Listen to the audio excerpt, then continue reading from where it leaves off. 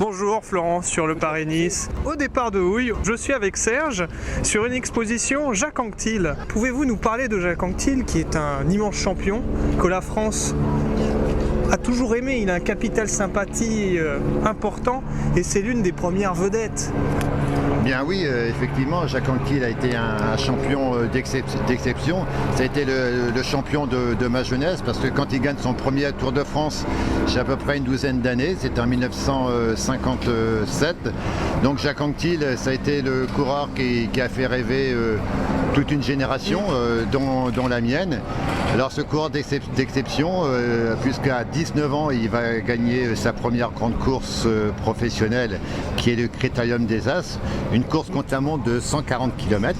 Il va laisser le second à près de 6 minutes. Il va disputer en tout 9 fois cette épreuve. Il va la gagner 9 fois, il sera toujours invaincu. Et à 22 ans, il va s'attaquer au record du monde de l'or détenu par le prestigieux Fausto Coppi au vélodrome de Vigorelli à Milan. Et là, il va déjà rentrer parmi les plus grands puisqu'il va battre ce record du mythique Fausto Coppi.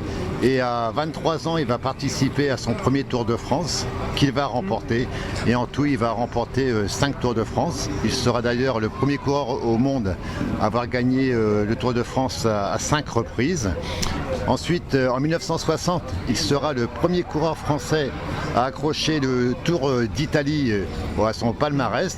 D'ailleurs, il va en gagner 2, celui de 1960 et celui de 1964. Il sera également le premier coureur au monde à gagner les 3 grands tours, à savoir le Tour de France, le Tour d'Italie et le Tour d'Espagne. Et puis en 1965, Jacques Anquetil va réaliser un exploit extraordinaire, puisqu'après avoir remporté la course du Dauphiné libéré en 8 étapes, la dernière se terminant le samedi à 17 h, le dimanche matin, il va prendre le départ de la mythique course Bordeaux-Paris, longue de 580 km. Et là, eh bien, au bout de cette longue distance, il va rentrer en vainqueur au Parc des Princes. Le public l'ovationne. Et là, Jacques Anquetil a réalisé l'exploit extraordinaire, un exploit unique dans les annales du cyclisme. Et pour vous, quel exploit était le plus vibrant ?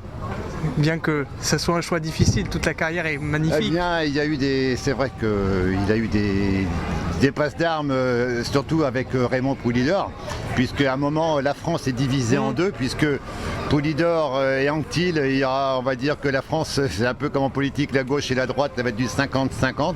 Et pour moi, un fait qui me reste marqué, c'est le Tour de France 1964. Et dans l'ascension du Puy-de-Dôme, où Poulidor et Anquetil ne sont distants que de quelques secondes, eh bien Jacques Anquetil va sauver son maillot jaune pour 14 secondes au sommet du Puy-de-Dôme. Et là, il va gagner son 5e et dernier Tour de France après une bataille acharnée. Et pour moi, c'est un exploit fantastique. Et ça montre le tempérament de Jacques.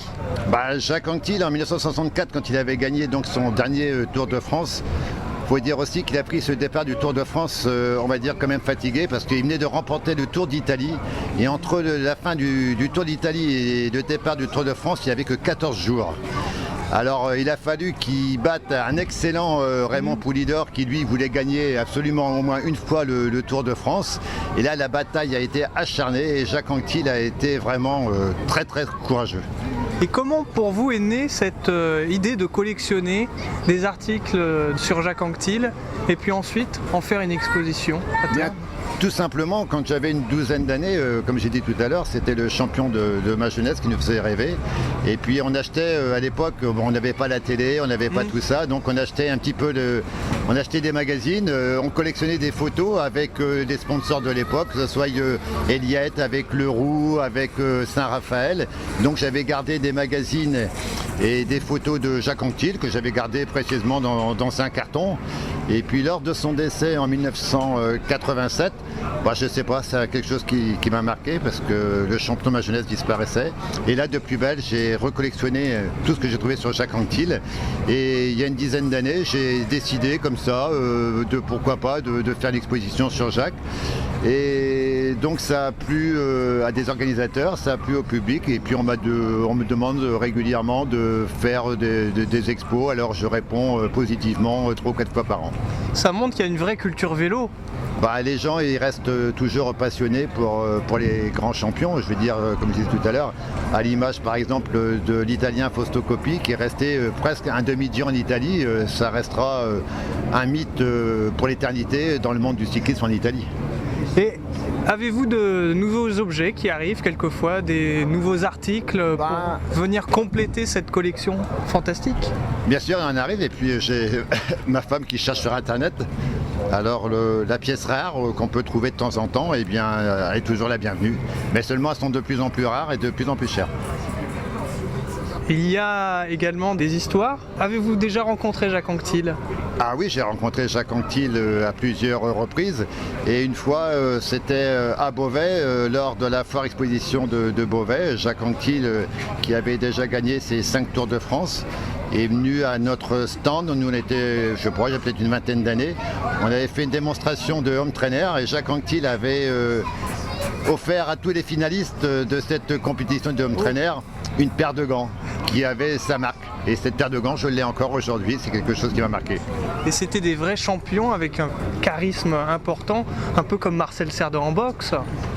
Les champions de l'époque, on va dire, ils étaient peut-être plus abordables qu'aujourd'hui parce que le public allait les voir, ils étaient pas cachés derrière leur Walkman comme aujourd'hui, et puis ils distribuaient facilement les autographes. Et aujourd'hui, par exemple, au Tour de France, il y a le village Tour, tout est barriéré, on ne peut pas s'approcher. Mais grâce à ce genre d'exposition, ça permet de faire vivre l'histoire de grands champions. Raymond Poulidor, Eddy Merckx, ça a également généré des sensations exceptionnelles à travers leurs exploits, ou est-ce que Jacques Anquetil reste à part? Jacques Anquetil, quand même, reste à part, parce que moi, j'étais un inconditionnel de Jacques Anquetil. Mais néanmoins, après Jacques Anquetil, il est venu Eddy Merckx, qui est le plus grand de tous par son palmarès. Naturellement, quand on aime le vélo, quand on voit les exploits d'Eddy Merckx, on n'est pas insensible. Ça a été un champion vraiment aussi d'exception, Eddy Merckx, puisque c'est le plus grand, c'est le numéro 1 d'aujourd'hui. Et après, bien sûr, juste après Eddy Merckx, il est venu Bernard Hinault. Alors Bernard Hinault, ça a été, après Jacques Anquetil, le plus grand des Français. Et aujourd'hui, pour moi, les 4 plus grands champions de tous les temps, moi je mets en 1 Eddy Merckx de par son palmarès, 2 Hinault parce qu'il a un palmarès, on va dire, plus diversifié que Jacques Anquetil. Et puis bien sûr, il y a Jacques Anquetil et Fausto Coppi. On va dire, pour moi, c'est les plus grands du cyclisme. Mais ça n'engage que moi. Mais l'époque de Jacques Anquetil, à contrario, on pouvait s'identifier plus facilement puisque c'était des exploits à vélo. À l'époque, c'est vrai que quand on prend juste les années, on va dire les années d'après-guerre, eh bien les gamins qui vont à l'école, qui vont au lycée, qui vont voir les gens dans leur famille, on y va en vélo, on n'y va pas en voiture. Alors à l'époque, on allait voir ses copains dans le village d'à côté, distant de 10-15 km, on y allait en vélo. Moi je me rappelle, je suis beauvaisien, 2 ou 3 fois par an avec les copains, on allait au tréport en vélo. Ça nous faisait 150 km. Aujourd'hui, qui le ferait? Et ne jouait-on pas aux champions que l'on voyait, que l'on écoutait les exploits à la radio? Bien sûr, quand on avait vu une étape, quand on avait entendu à la radio le résultat de l'étape pendant les vacances, parce que c'était au mois de juillet, et bien avec les copains, on se réunissait sur la place du village, et puis on jouait à Barmentès, à Charligaud, à Jacques Anquetil, à Beauvais, à Coppi, et puis on faisait les courses autour de la place du village, et puis ça se terminait bien souvent, comme on dit, par des gamelles, puis du mercure au chrome au genou. C'était l'époque des années 50, des années 60. Et à cette époque-là, on a détecté beaucoup de sportifs, grâce à ceux-là, qui se sont dit on va ouvrir la porte et obtenir une licence avec un club de vélo. Et au final, c'était des vrais champions. Oui, puisqu'on était sportif par obligation, comme je vous dis. On allait à l'école, on allait un peu partout en vélo. Et de même que pour la course à pied. Parce que je me rappelle, le grand coureur à pied, Michel Jazzy, disait pour détecter les gamins, il faut déjà les voir courir. Alors si on court pas, on peut pas les voir. Et aujourd'hui, comme on court de moins en moins, parce que moi j'ai vu par exemple m'occuper des gamins de vélo, des gamins qui viennent s'inscrire, ils savent à peine faire du vélo. Tandis qu'à notre époque, il n'y avait pas d'école de vélo, mais on savait faire du vélo. Alors c'est quand même un paradoxe. C'est complètement différent. Je veux dire, c'est l'évolution de la génération. On n'y peut rien, c'est comme ça, je veux dire, voilà. Merci beaucoup Serge pour cette interview. Bah, c'est moi, merci.